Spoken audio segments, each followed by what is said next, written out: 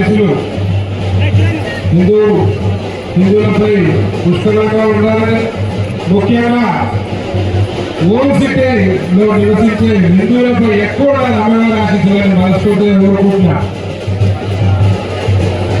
మరి ప్రతి ఒక్కరు కూడా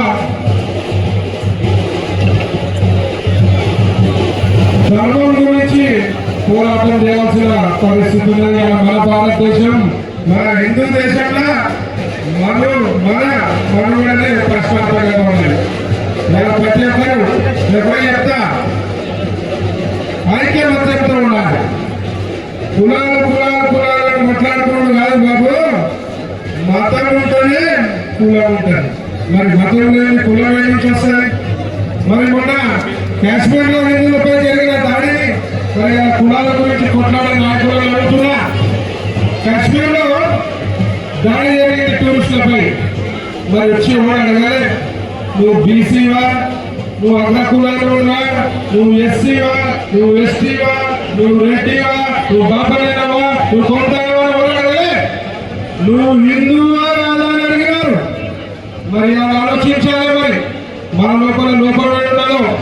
ముఖ్యంగా ఐక్యమత్యంతో ఉంటేనే మన హిందుత్వాన్ని కాపాడగలుగుతాం. ఐక్యమత్యంతో ఉంటేనే మన పిల్లల భవిష్యత్తుని కాపాడుకోగలుగుతాం. మరి ప్రపంచంలోనే అత్యంత పురాతనమైన మతం ఏంటంటే హిందూ మతం. మరి అందరూ కూడా గర్వపడాలి. హిందువుగా పుట్టినందుకు గర్వపడాల్సిన పరిస్థితి. మరి హిందుత్వంపై ఎన్నో రకాల దాడులు జరుగుతున్నాయి, గోవుపై దాడులు జరుగుతున్నాయి.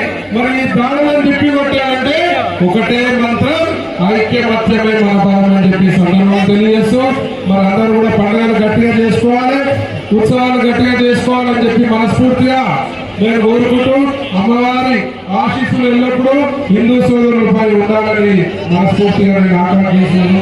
నాకు ఈ అవకాశం ఇచ్చిన టెంపుల్ కమిటీ వారికి ప్రత్యేకమైన ధన్యవాదాలు తెలియజేస్తూ జై శ్రీరామ్.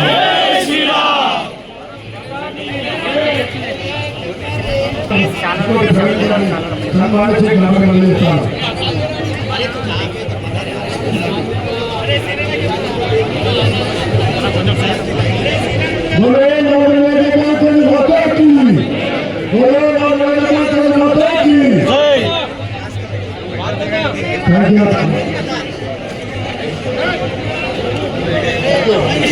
you.